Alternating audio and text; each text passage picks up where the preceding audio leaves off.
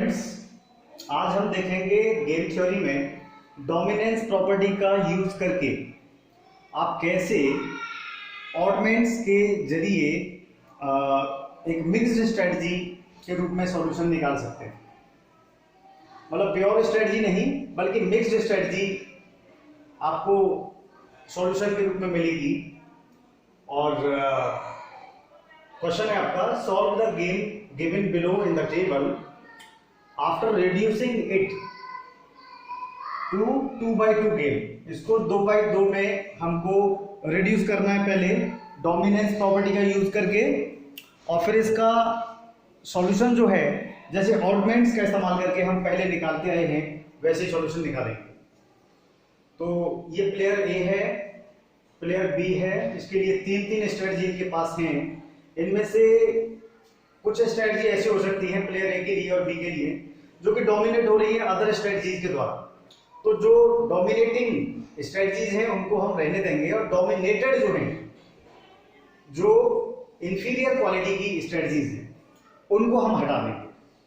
तो raw reduction से शुरू करते हैं, और रॉ रिडक्शन का फॉर्मूला का मेथड क्या है कि x should be less than और इक्वल टू y।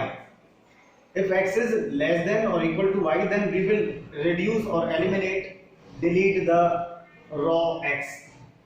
तो टोटल करते हैं सबसे पहले रॉज का टोटल आप करते हैं 8 2 10 और 8 7 15 12। तो इनमें टोटल्स में जो मिनिमम है हम उसे लेके चलते हैं सबसे पहले, और उस रॉ को बाकी रोज से कंपेयर करते हैं। ये हम सबसे छोटा टोटल इसलिए लिए क्योंकि टोटल छोटा है तो शायद फिगर्स भी छोटे ही होंगे। तो इस रो को हम जो है कंपेयर करते हैं बाकी रोज के साथ। तो क्या 1 छोटा है 6 से, इससे ही पहले करते हैं शुरू। तो क्या 1 छोटा है 6 से? हाँ। 7 छोटा नहीं है लेकिन 2 से, तो अब इसके साथ कंपेयर नहीं करना है, अगले रो के साथ कंपेयर करते हैं इसके साथ।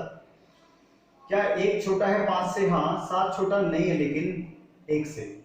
तो ये जो रो है ये डोमिनेट नहीं हो रहा है किसी और रो के द्वारा। अब हम अगला टोटल जो स्मॉलेस्ट टोटल है नेक्स्ट, वो 12 लेके चलते हैं, इसको कंपेयर करते हैं बाकी से। तो क्या इसके फिगर देखते हैं बाकी से छोटे हैं क्या? कि 5 छोटा है 1 से? नहीं। तो इसके साथ भी कंपेरिजन नहीं बनेगा, ये भी डोमिनेट नहीं कर रहा है इसको। तो अब इसको पहले इससे कंपेयर करें। 5 छोटा है 6 से, 1 छोटा है 2 से, 6 छोटा है 7 से। तो ये डोमिनेट हो रहा है इस रो के द्वारा, इस स्ट्रेटजी के द्वारा। तो इसको हम हटा दें। अब इसके बाद एक बार इसको कंपेयर करके देख लेते हैं इसके साथ। तो क्या 6 छोटा है 1 से? नहीं। तो ये भी यहाँ कंपेरिजन आगे पॉसिबल नहीं है, मतलब यहाँ आगे रो रिडक्शन पॉसिबल नहीं है। तो अब हम चलेंगे कॉलम रिडक्शन की तरफ। ये हमारा डिलीट हो चुका है रो। अब टोटल्स हमें चाहिए किसके? कॉलम्स के।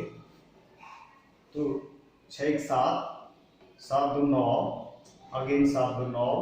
तो इनमें जो बड़ा टोटल होगा उस टोटल को हम लेके चलेंगे। यहां हमारा फॉर्मूला क्या है कॉलम रिडक्शन के लिए? कॉलम रिडक्शन के लिए है कि x should be greater than और इक्वल टू y।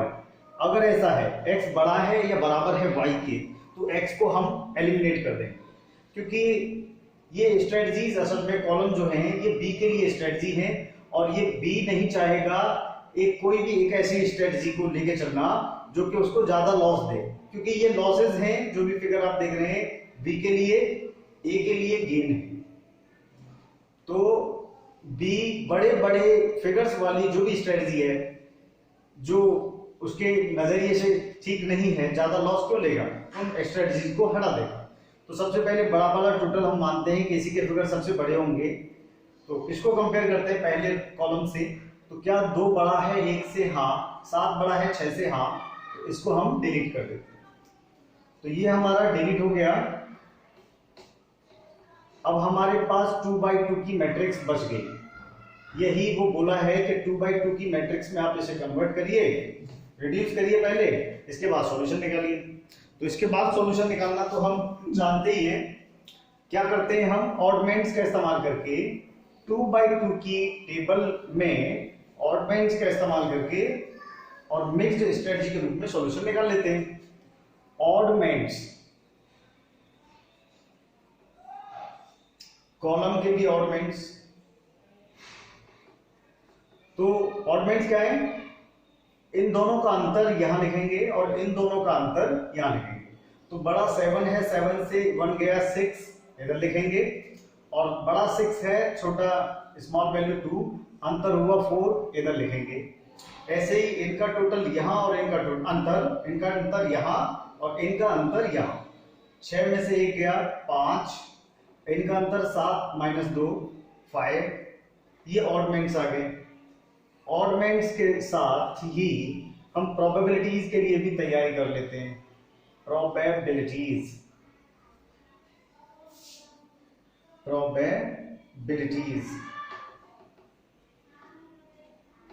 तो प्रोबेबिलिटीज में आप प्रोबेबिलिटीज कैसे निकालेंगे? 4/4 + 6, 4/4 + 6, that means 4/10, that means 2/5, और यहां 6/4 + 6, that means 6/10 and 3/5। ऐसे ही प्रोबेबिलिटीज यहां निकालेंगे तो 5/5 + 5, that means 5/10, that is 1/2। Again इसके लिए 5/5 + 5, that means 5/10, 1/2। तो आंसर क्या होगा? यहां पे वैल्यू ऑफ द गेम के लिए हमारा तरीका है कि ऑडमेंट्स और पहला कॉलम, ऑडमेंट्स और पहला कॉलम, इसका इस्तेमाल करके हम सॉल्यूशन निकाल सकते हैं। तो 4/1 + 6/6 अपॉन 4 + 6, और वैल्यू ऑफ द गेम आपका आ गया 4 + 36/10, that means 40/10, and the answer is 4. Answer is 4, value of the game is 4। और प्रोबेबिलिटीज भी हमें साथ में निकालनी होती है। तो प्रोबेबिलिटीज के लिए हम इसको यहां दिखा देते हैं।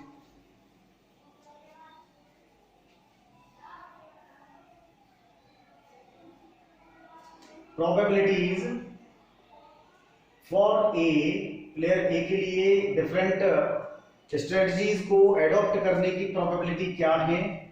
स्ट्रेटजी तो 3 थी ना, तो 1 को चुनेगा, इसकी प्रोबेबिलिटी है 2/5,